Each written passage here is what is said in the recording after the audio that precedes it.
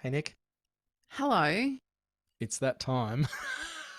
where I scramble because I have forgotten that we put a joke at. How can I still be forgetting after all of this time? It's one of those neural pathways, Nick, that we talk about with our tradiepreneur clients. I was reading about neural pathways last night on the plane on the way home and how difficult or challenging they can be to break. Apparently, Mm. I'm a great demonstration of that because I forget a joke every single time. Case in point, we've only been doing this for I don't know how many episodes now, but we do get stuck in these patterns and cycles, and I think many of us beat ourselves up and wonder why, and or maybe we don't even wonder why. We don't even realize that we're stuck in a cycle or a pattern.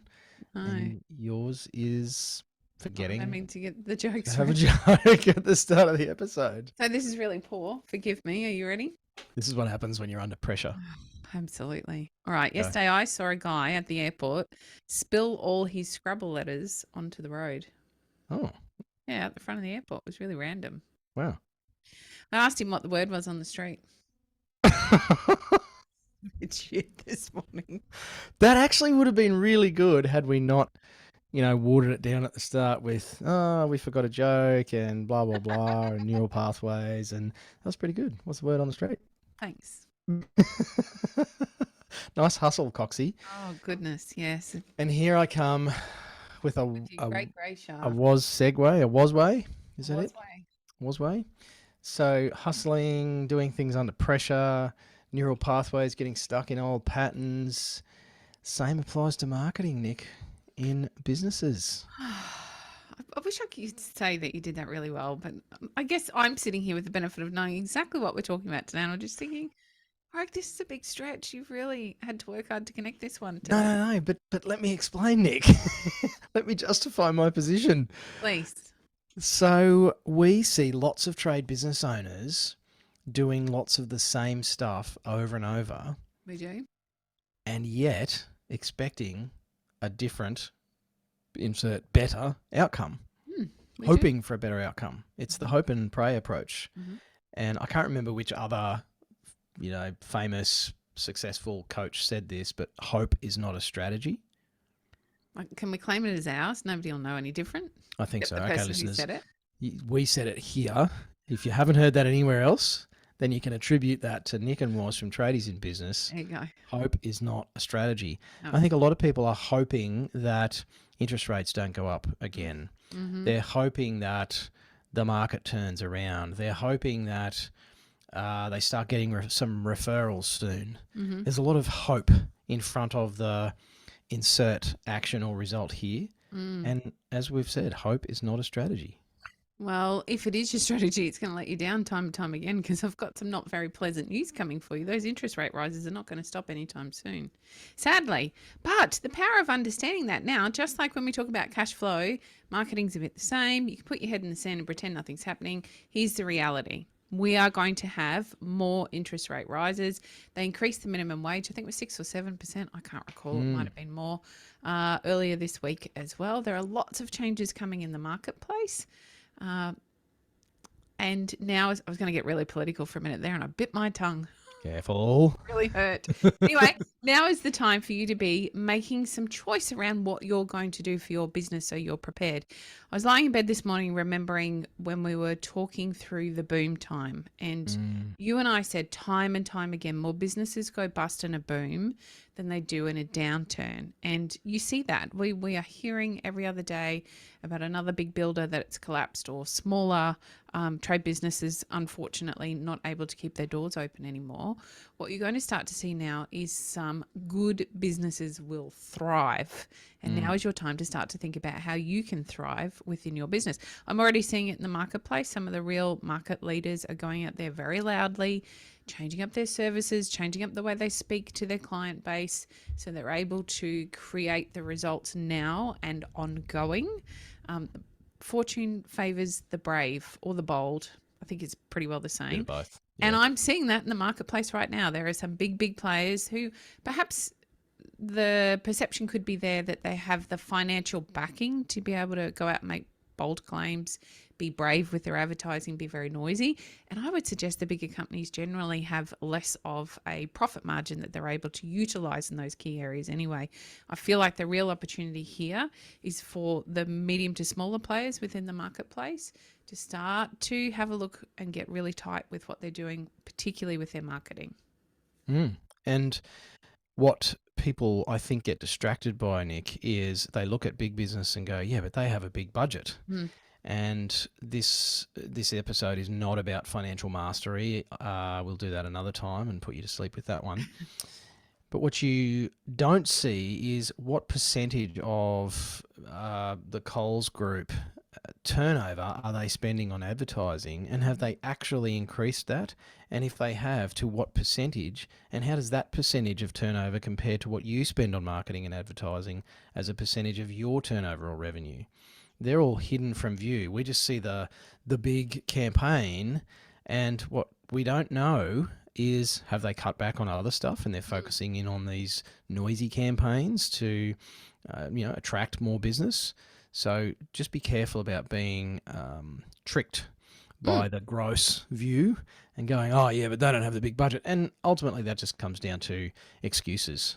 So we're here to help you remove excuses, listeners, and pull your finger out and do what you can and control what you can control in the current and continuing marketplace. And it's not, you can't save your way out of trouble. No, you can't. You can't reduce expenses to the point where you're going to be as profitable as you want to be to achieve all of your goals. Mm-hmm. Now, again, these are generalizations. One of the best things you can do in tough times is to market your business. Mm-hmm. Because something that happens with consumers and with homeowners and even with other businesses is they get distracted by the fear, by the media stuff, by the worry. And as most of us know, when you look back at even the last few years with all of the COVID stuff, a lot of the fear and the worry didn't actually come to fruition. Yeah, there was some tough times for people. Absolutely. And largely, it actually didn't end up as bad as people thought, which is very, very common. And we see that time and again throughout history. The big catastrophic capitulation, the end of the world stuff just doesn't happen. It didn't happen in the GFC. It didn't happen in the previous 3 or 4 recessions that Australia has had.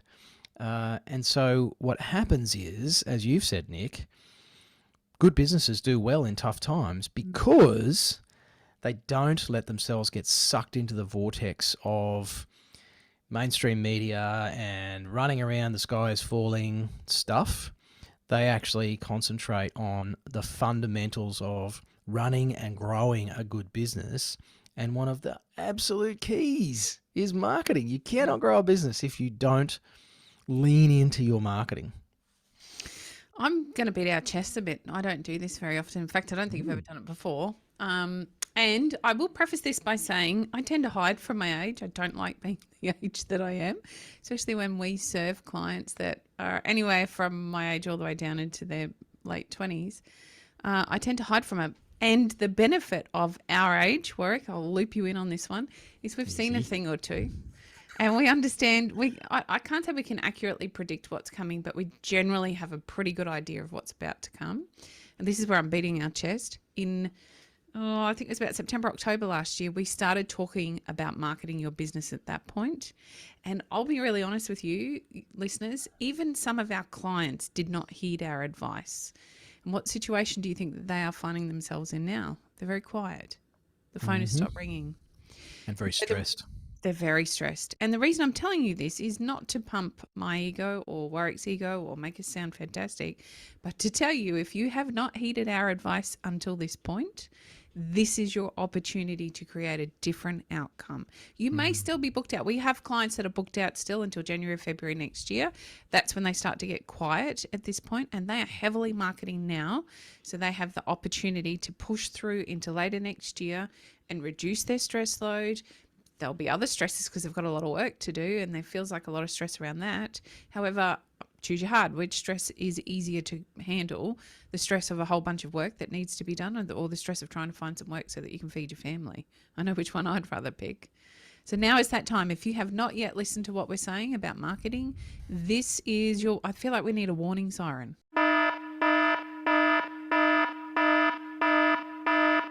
Now is that time. It's certainly not your last opportunity. And I would suggest that we are getting tight to that area where you will be pushed out of the market by the others that are already actively understanding what the financial space looks like, what that might mean for their business, and they're making different choices now.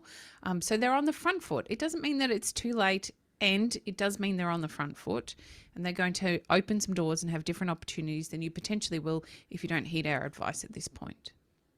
There's an old adage, make absolute mincemeat of, something about the best time to plant a tree was 20 years ago. Yes. Second best time is today, kind of thing. This is pretty good. You almost got it right. Thanks. I'm old enough to remember that adage. But it's the same with marketing. The best time to market your business was last year. Mm. The second best time is today. Mm-hmm. So it's never too late, as you say, Coxie. Mm-hmm. And the more you lean into your marketing, the more activity you create in your marketing, the more certainty you create for your business.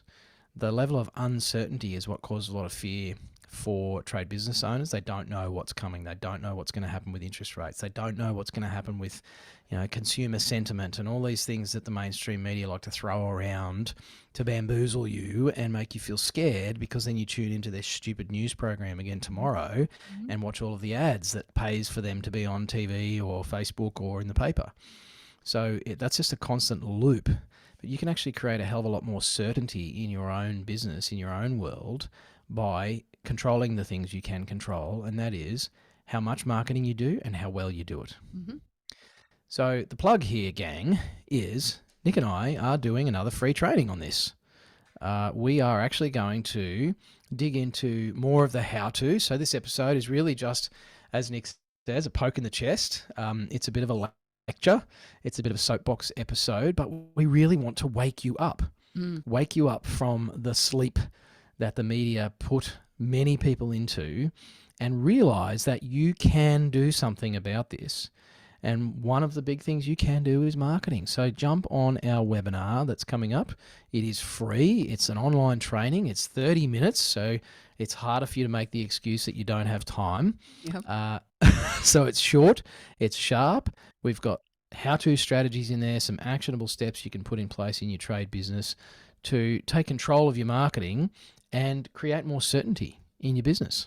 I think one other area just to highlight, Warwick, is that we've had a bunch of people say what used to work doesn't work anymore in terms of their marketing. We agree. And there's some new or different, actually they're not new. There are different strategies that we'll be rolling out in this webinar that might just work for you and your business. So we really suggest that you get along, have a listen. It's 30 minutes. And in 30 minutes, you might solve a whole bunch of problems. Isn't that worth a bit of a gamble?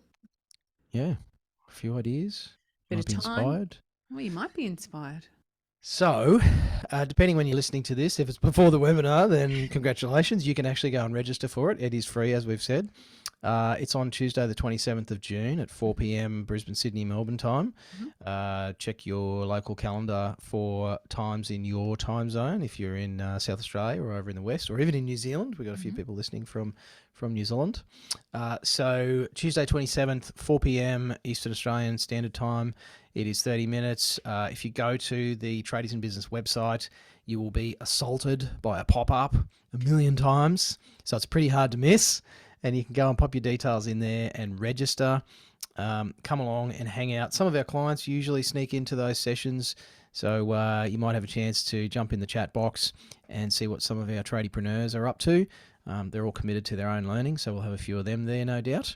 And Nick and I will be smashing out some free marketing training for you if you jump on in. Or not. Choice is yours. It is. Choose your heart. Thanks for listening. True.